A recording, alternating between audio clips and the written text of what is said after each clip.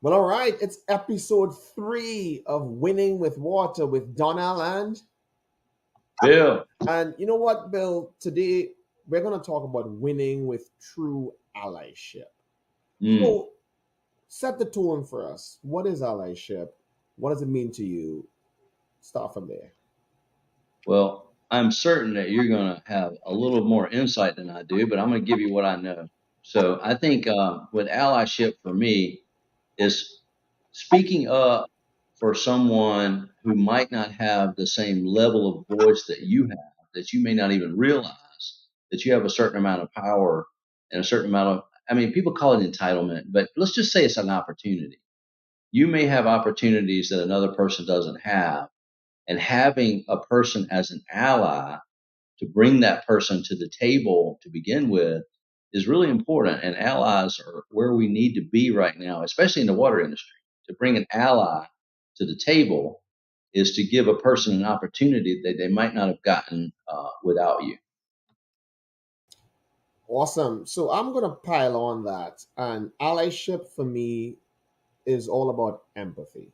So, Mm, you don't have to have the same experience. You don't have to belong to the same group.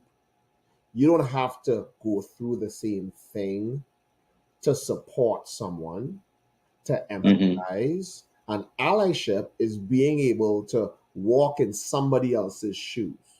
So it's not mm, your story. It's not your problem personally, but you make it your story. You make it your problem. You're intentional to say, look, I care because of what you're going through. I feel because of how you're feeling. I'm not uh, just thinking about my own self and my own situation, but I think about yours. And mm, we speak of allyship. One of the things you realize in our industry in water, we've been really emphasizing the importance of allies because we do have many underrepresented groups, and you hmm have to wait for somebody from that underrepresented group to get in a position of power to then support that underrepresented group. You will be waiting forever. So it's Right. going to take somebody who's not from that group to say, I will be an ally. I may not look like you. I may not have your story. I may not have your experience, but I want to speak up for you. I want to support you. I want to have your back. I want to be your ally. And you don't have to say it, you do it. And Mm, that's why true allyship is priceless because then it removes the barrier of power. It removes the barrier of superiority. It removes the barrier of who's inferior based on numbers and representation. And it allows every single person to have access to anybody else. And it also allows anybody to support anybody. mm. So I'm gonna ask you a question, Bill. So why do you think we need allies? Why are allies necessary? Well, I'm gonna kind of go a little bit double script on you. So number one, I think we need allies because there's a lot of us who have a big heart and that do have empathy for others, and we do want to bring people along. Like we talked about last time about mentorship. When you're looking at being a mentor and you're looking at bringing people along, it may be people that don't have that opportunity before. It may be you're sponsoring somebody. It may be that it's just someone just like you or anybody else. You're bringing them along. That's mentorship, and that's bringing people along. And as an ally, you could bring people along that may not be in that category, be in that underrepresented category. Right now in the water industry, we've got people of color, women are not represented in the numbers that we would like to see. Nationally, people that are working. When you're looking at half the population being women and half the population being men, and we've got 15% women in the water industry, what's going on? We got a whole untapped population of people that we could populate into the water industry. So that's where I'm doing the double script. I want to be an ally because I'm empathetic and I have a big heart and I want to bring people along. But number two, I want to keep the water industry moving. So how do I keep the water industry moving if I don't attract those underrepresented groups to come into this industry? And it's really important to me to see our industry succeed. And so I want to get in there and I want to find these underrepresented groups. I want to be an ally. I want to bring them along and bring them into the fold of water. So twofold.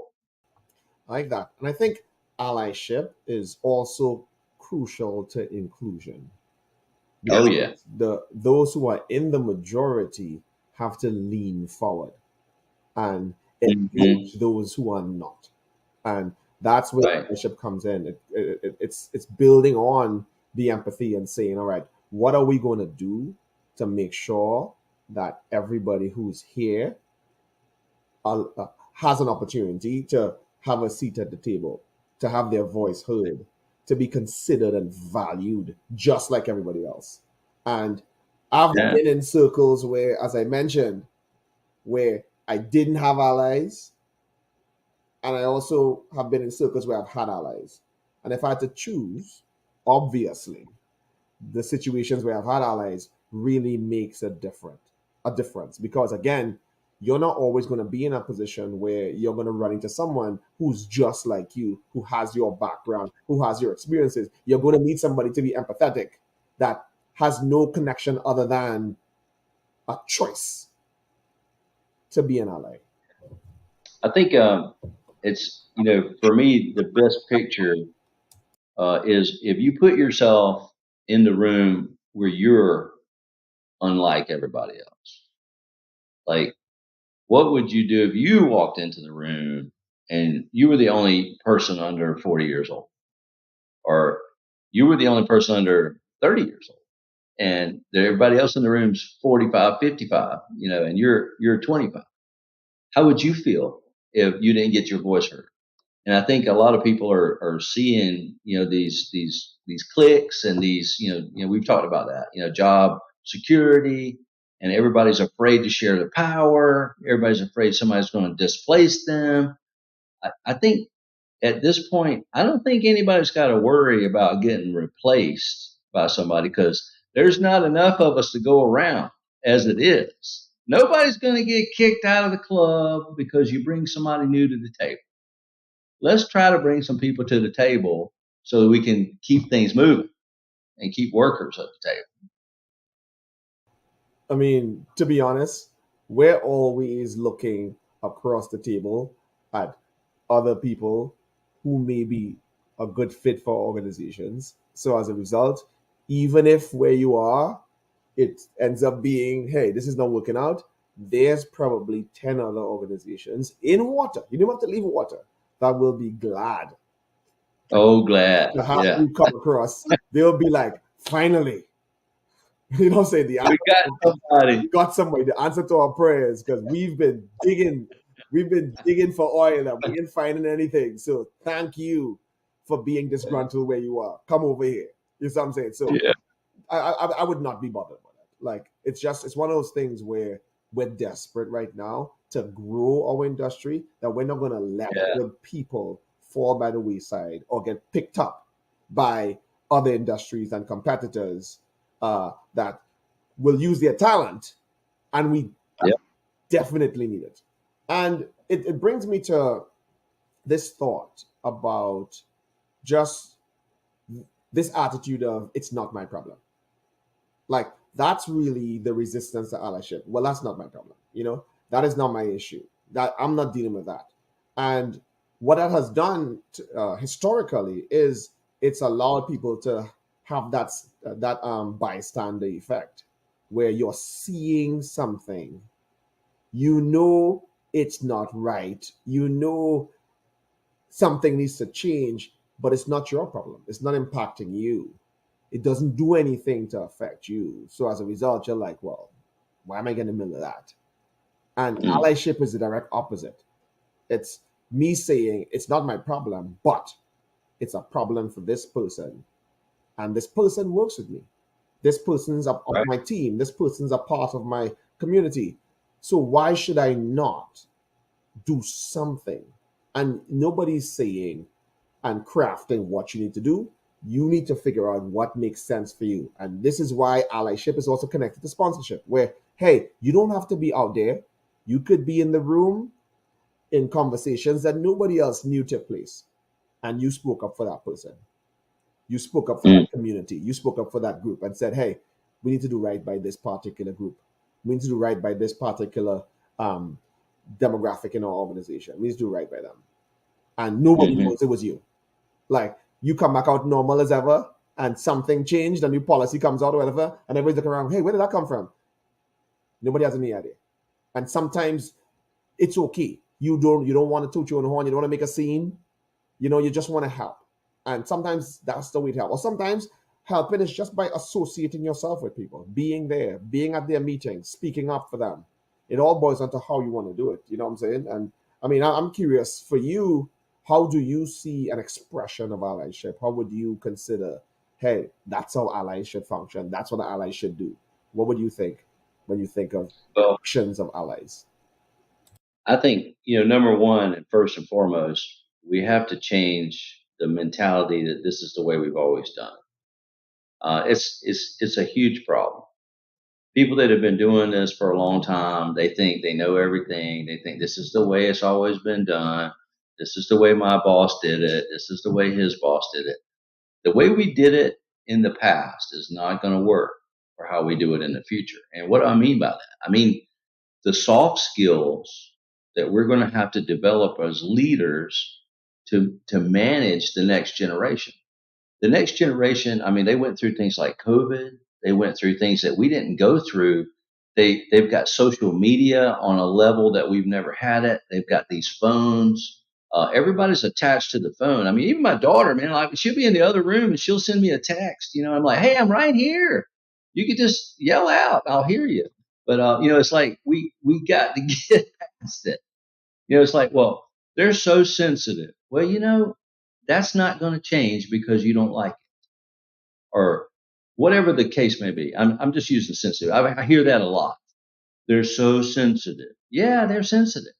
They got a different. They were raised up different than you. They have the phone. They got these social media. They got these different circumstances. We've got to adapt. If we don't adapt to this new mentality, this new social media, the fact that people don't want to work 60 hours a week like we did. I mean, just because you work 60 hours a week doesn't mean the next generation doesn't have a work life balance. Just because you were out of balance doesn't mean they want to be out of balance. So we've got to learn to adapt. If we want to be allies, which I think a lot of people really do, but they've got to adapt. Yeah, empathy, empathy, empathy. Caring about somebody else's story, somebody else's situation. And you just poked a spot there when you talk about, being willing to adapt and appreciating others for who they are. And it Yep. is true, everybody doesn't want to sacrifice their lives for a job. Mm-mm. Everybody doesn't want to. And the further along we go in time, the less and less people want to sacrifice their lives for a job. And the pandemic was one of those inflection points where people are losing Exactly. the desire to give of themselves and give up their health and both their mental health, their physical health, give up their family health. People don't want to lose their family over a job. They're like, look, it's not that serious. You know what I'm saying? You can have your job. Like, I'll just go up the street and go somewhere else. Like, it's one of those things where the pandemic taught us a lot about empathy and understanding other people's thinking and thought patterns.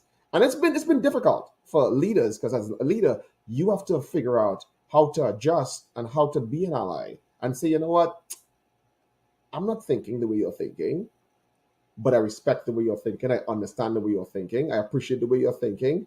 And as a result, all right, let's find a way where you can be you and you could win. And we don't have to Mm. force you into a box that is predetermined, that has existed for 100 years. That doesn't make Right. sense anymore. You see what I'm saying? And that's important. And again, we're civil engineers. And the thing about civil engineering is there's a mentality in civil engineering of if it ain't broke, don't fix it.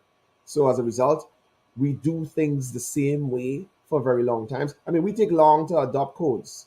The code's like 4 years ahead of us, and we're now adopting the code into our particular place, and we're now thinking about changing something that's been done for a decade somewhere else. We're like, you know what? I Yeah. don't know. I don't know about that new thing. It's not new. It's not new. It's old. You know what I'm saying? And it's just that Yeah. whole concept of, man, change is okay, but it's okay to be willing to say I have to accept the change. And I appreciate people who are willing to stand alongside others from other groups with other thinking from other backgrounds. I think that's really important. I'll give you a practical example, and you could definitely share one that I think would be of value to you. So I can tell you one of the things I saw, like in my company at Arcadis, our water business president, was the executive sponsor for the Black Employee Network, which initially for me, I was just like, that makes sense to me. But then, because he's not black, let's just put it like that. Right. Then, when I saw the value that he brought as someone who was willing to be an ally, someone who would support, like I remember when I just got to the company, I was presenting at ACE, which is an AWWA annual conference on recruitment and whatever other stuff. I saw him come in the back of the room and listen to my presentation, and then I saw him slip out. Now I saw him from the stage, and it was a big room and it was full. But of all the people that were there, I saw him come in, and I saw when he left, and I had that feeling of, did he just come to my presentation? I was like, we have so many people here giving presentations all over the arena, and he found a way to show up. It meant something to me. So it changed that Yeah. way I looked at him and the way I talked to him and the way we engage. And I realized, hey, when someone actually is intentional to show you that they care, to show you that you matter, it impacts you. And Yeah. allies matter. When an ally comes into a meeting, you're not in a part of that group. But hey, you just there to say, I support you. What do you need? How can I help you? When I get in the room, what do you need me to say? Thoughts? That's awesome. I was going to say, I went to a WEFMAX event, which is you know, Water Environment Federation member exchange meeting that happens 3 times a year at the Water Environment Federation, and I was in Nashville, Tennessee, and we were talking about diversity, equity, and inclusion. I'm pretty sure it probably had a lot to do with stuff you did when you were coming along. So we were talking about it, and everybody that spoke about it was a white male. And I remember, this is my first involvement with DE and I, and some people think DE and I is like a bad connotation to it, but I didn't think that way, and I was thinking more broadly, like what we've been talking about, and I was concerned that I was at that meeting, because I had already been fighting these battles with women and trying to get women on board and trying to get women into the water industry and trying to get people of color into the water industry. And so I was already working that way without somebody telling me what DE and I was. And I was kind of distraught about it. And I spoke up and I said, hey, I'm I'm just sitting over here learning from this DE and I conversation, and I've noticed that everybody that spoke is a white male. And why is that? Why do we have white males talking about women in the industry and people of color in the industry? And there was a black gentleman there, and he was the only one. Okay, the only black person in the room.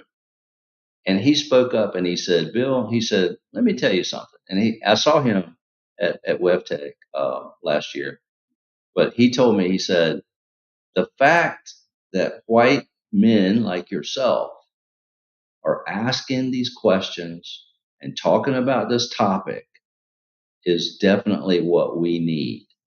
And it really changed my mentality about being an ally. Like you said, your water leader was not a black man, and he was a white man. And so with me being a white man, it's okay for me to be an ally for others, and it kind of changed my whole philosophy. So And it reminds me of something I mentioned in an earlier podcast, the importance of sharing power mm, and understanding that you have power to share. So that when mhm, you do have an opportunity to use your power to or use your voice or use your platform. I'm Hmm. gonna say use your bully pulpit for somebody Yeah. else, somebody else's interests, somebody else's issues, somebody else's challenges. It makes a big difference. And I believe in the whole concept of sowing and reaping. If I'm gonna sow into somebody else's life, be that ally for that person, the expectation is that at some point in my life, at some juncture, I'm expecting that somebody, even unbeknownst to me, is going to speak up for me, is going to call my name in the room, is going to say, hey, you ever thought about him?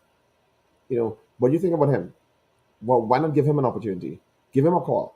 You know what I'm saying? He might be good for the job. He might be. And the funny thing is, allies are priceless. Like I think of my experience at WEF, it was allies all the way that got me to where I am and where I got to within the organization. I mean, it was people who were like, all right, I got you, having a conversation in rooms I wasn't in and just telling me what to do. All right, show up to this place at this time, fill out this application, join this, go there, be on this committee. I mean, I didn't even know what I was doing. I can't even pretend that I had some strategy and I knew the whole thing.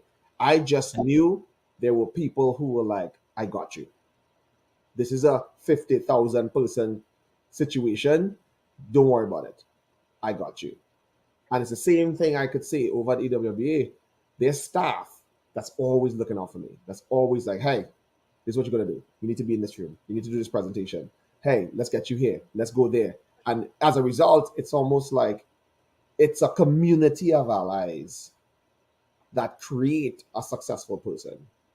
And everybody sees that person but doesn't realize how many people are behind that person, pulling strings, making phone calls, sending emails, using their power to push that person forward. And that's my story. And I understand, and I'm always respecting when they say, all right, hey, do this, do that, because I'm like, hey, I get it, appreciate it, I appreciate it. So whatever I can do now for somebody else, I want to do. Closing thoughts, Bill. Allyship. I would say, what can we do, in your opinion? What can we do to encourage more people to be allies? And I will say, number one, having the conversation, modeling it. So demonstrating what it's like. Because again, one of the biggest issues you have is, hey, that's not my problem. So why am I messing with that? I don't need to get involved in that. But when people see others modeling a certain type of behavior, it inspires them. Also, it's important to hear from those who have been helped by allies. So you really Yeah, get a revelation because you'll be surprised at who the people are. Like you wouldn't be you might think you know how certain people got to where they got to. Like I know people right now that I know the only reason why they got to where they got to was they got a village. It's not just them and their talent and their drive and they're motivated. They got a village. There's people behind them. They got support, and that's priceless. yeah. So I know I wouldn't be where I was without allies, and I know we all need them. And I think we're just highlighting what people can do to make a difference. Excellent. Hey, that was episode 3 of Winning with Water. Thank you, Bill. I'm Donald, and that was Winning with True Allyship. So, hey, let's keep winning with water. Till next time. See you next